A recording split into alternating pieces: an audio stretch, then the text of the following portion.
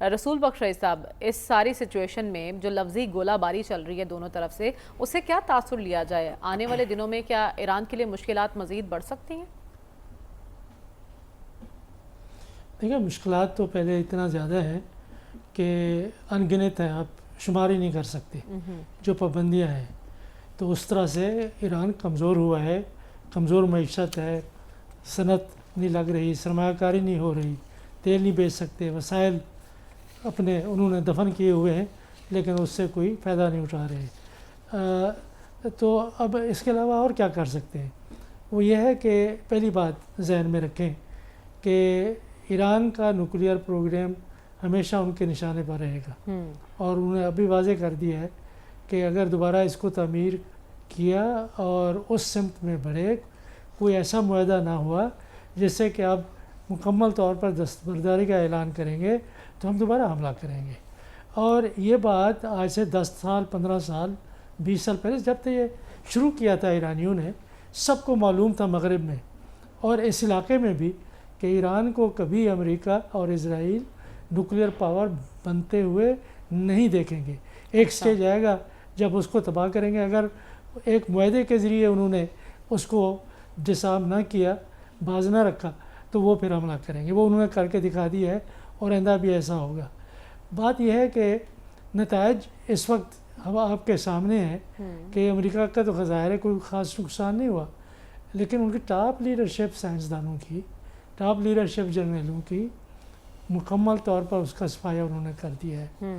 اور میرا خیال یہ ہے کہ جب اسرائیل اور امریکہ کے پاس اتنا استعداد موجود ہے کہ حزب اللہ کی مکمل طور پر لیڈرشپ کو ختم کیا ہے اور حماس کی لیڈرشپ کو ختم کیا ہے اور یہاں تک کہ ایران کے اندر آ کے ختم کیا ہے، تو ایران کی لیڈرشپ کو ختم کرنا ان کے لیے کوئی مشکل کام نہیں ہے اور وہ کر سکتے ہیں. لیکن اس کے بعد کیا ہوگا کہ کیا وہ انتشار پیدا ہوگا یا کوئی حکومت کا کوئی ایسا نظام ہوگا جو موجودہ ایک فریم ورک اس کے اندر وہ چلے گی، یا کوئی نیا فریم ورک ایران کے اندر پیدا ہوگا.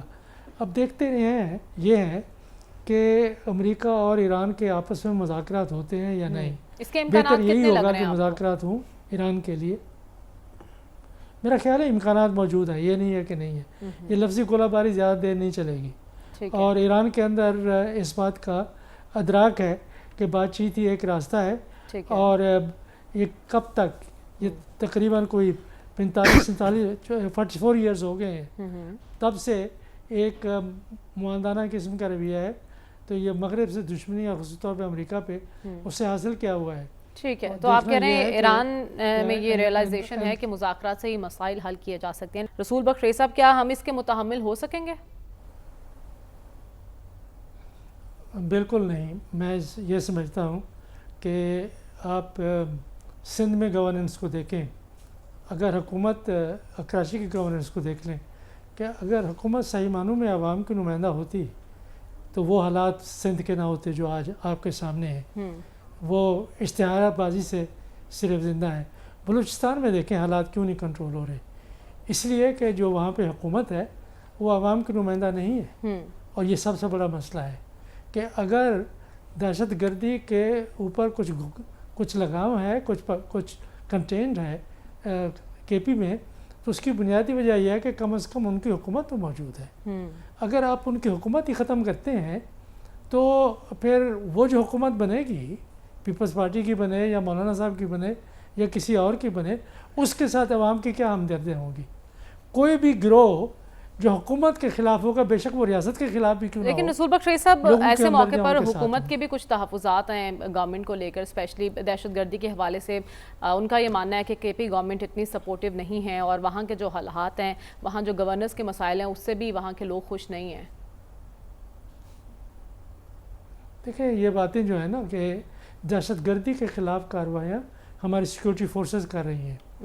وہاں پہ میں یہ سمجھتا ہوں کہ جس طرح سے یہ کاؤنٹر ٹیررزم ڈپارٹمنٹ ہے پنجاب کا بہت مؤثر رہا ہے، اسی طریقے کے اوپر آپ سندھ میں کیوں نہیں بناتے، آپ بلوچستان میں کیوں نہیں بناتے، آپ کو کے پی میں بھی بنانا چاہیے.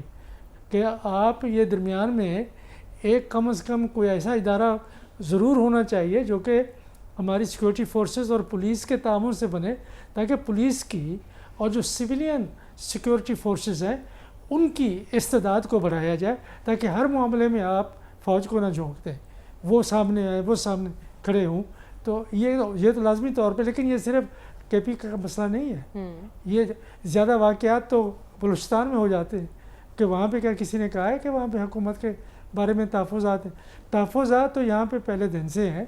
میرا خیال یہ ہے کہ میں نہیں سمجھتا کہ جو نظام ہے، جو نظام کو چلانے کے تقاضے ہیں، کہ اگر آپ اس کو سامنے رکھیں اور اپنی تاریخ کو بھی، کہ جس طریقے سے عدم اعتماد ایک سیاسی جماعت تحریک انصاف کے خلاف لایا گیا تھا، وہ بندے کہاں بیٹھے ہوئے تھے؟ بلوچستان ہاؤس میں بیٹھے ہوئے تھے.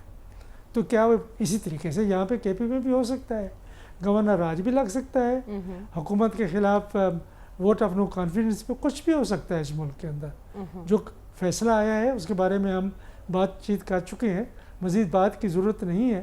ایک تسلسل ہے معاملات کا، جس سے کہ مجھے تو اندازہ ہوتا ہے کہ ہم حالات کو بگاڑنا جانتے ہیں، سدھارنا نہیں جانتے. سدھارنا چاہتے ہی نہیں ہیں، اور جب نہیں چاہیں گے تو ہماری وہ استعداد آہستہ آہستہ ختم ہوتی جائے گی، اور جو حکومتوں اور معاشرے اور ریاست کے خلاف عناصر ہیں ان کو تقویت ملتی جائے گی. ٹھیک ہے، تو آپ کہہ رہے ہیں ایسے اقدامات سے حالات مزید بگڑیں گے اور کنٹرول سے باہر ہوں گے. اب اس پر اپوزیشن کی حکمت عملی ڈاکٹر صاحب کیا ہونی چاہیے؟ رسول بخش رئیس صاحب. میرا خیال یہ ہے کہ اصولی طور پر یہ ہے کہ وزیر اعلیٰ ہو، وزیر اعظم ہو، صدر ہو، یا کوئی اور رکن اسمبلی ہو، اس کی بات کو وزیر کو سننا چاہیے. یہ پارلیمانی جمہوریت اگر آپ کو اقتدار دیتی ہے تو اس کی روایت کا احترام کریں. روایات یہ نہیں ہے جو ہم بنا رہے ہیں، پیدا کر رہے ہیں. لیکن تقریر کے دوران ہنگامہ آرائی کرنا اور تقریر نہ سننا میرا خیال مناسب نہیں، ایسا نہیں ہونا چاہیے.